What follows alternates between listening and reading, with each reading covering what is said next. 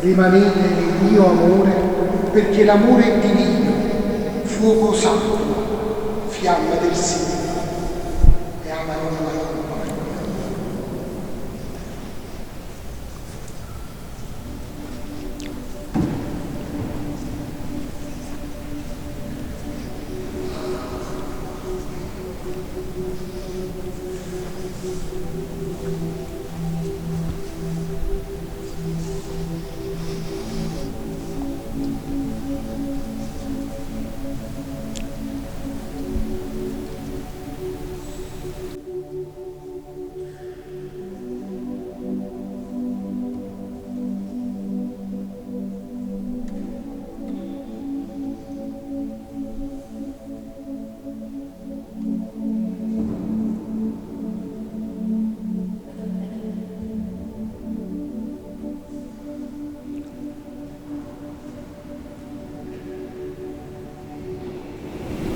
Carissimi Lucia e Vincenzo, siete venuti insieme nella casa del Padre perché la vostra decisione di unirvi in matrimonio riceva il suo sigillo e la sua consacrazione davanti al ministro della Chiesa e davanti alla comunità.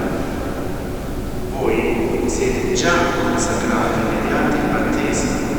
Ora Cristo vi benedice e vi rafforza con il sacramento nuziale, perché vi amiate l'un l'altro con amore fedele e inesauribile e assumiate responsabilmente i doveri del matrimonio.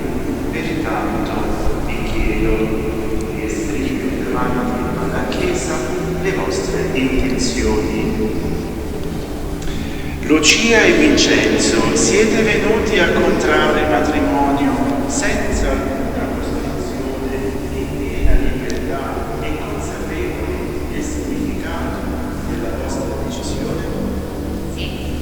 Sì. Siete disposti nella nuova vita del matrimonio ad amarvi e onorarvi l'altro per tutta la vita? Sì. Sì. Siete disposti ad accogliere con amore i figli che Dio vorrà donarvi e a educarli secondo la legge di Cristo e della Chiesa? Sì. Sì. Se dunque è vostra intenzione di unirvi in matrimonio, datevi la mano destra. Ed esprimete davanti a Dio e alla sua Chiesa il vostro consenso. Io Vincenzo, accolgo di Lucia, la grazia di Cristo, come Cordiale di Vedere, nella gioia del dolore, nella salute della malattia, e di amarti e onorarti tutti i giorni della mia vita.